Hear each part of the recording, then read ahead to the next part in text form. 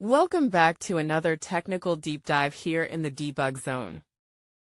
Today, we're tackling a big question and breaking it down with insights from other users. Hopefully this clears up some misconceptions and helps you get the answer you need. So buckle up, stay a little curious, and let's jump right in.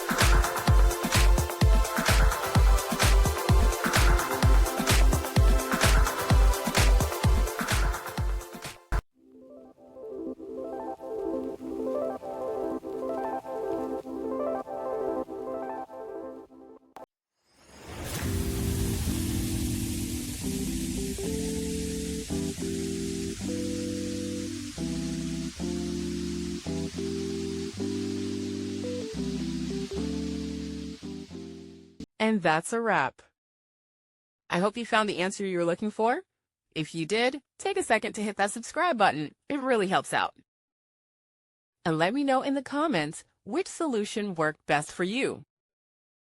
See you next time in the debug zone.